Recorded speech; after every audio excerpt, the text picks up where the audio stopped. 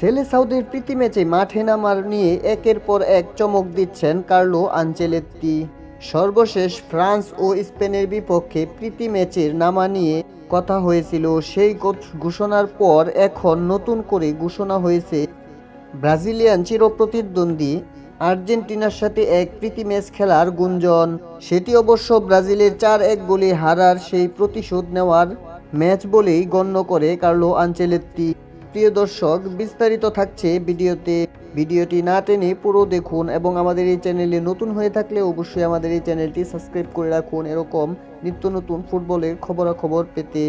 তো চলুন দেরি না করে শুরু করা যাক।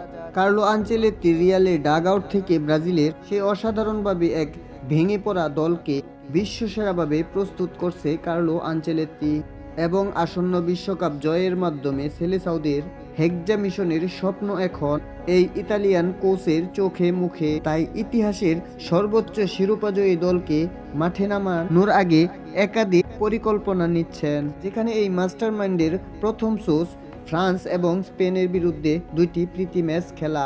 সেই লক্ষ্যে ইতিমধ্যে এই ইতালিয়ান কোচ ঘোষণা দিয়েছেন জাপান, ফ্রান্স ও সাউথ কোরিয়া স্পেনের বিপক্ষে তিনি মাঠে নামছেন।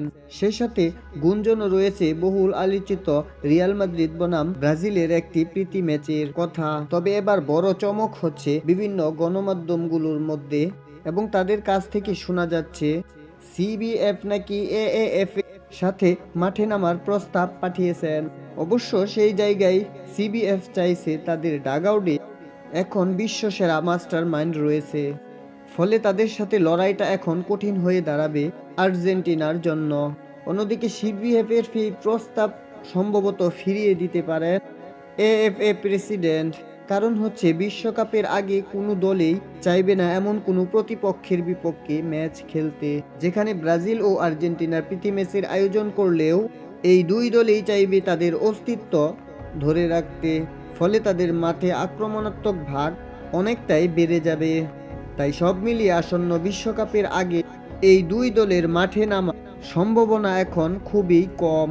কিন্তু যদি সিবিএফ ও এএফএ মনে করে শেষ পর্যন্ত একটা সম্ভাবনা থেকেই থাকে।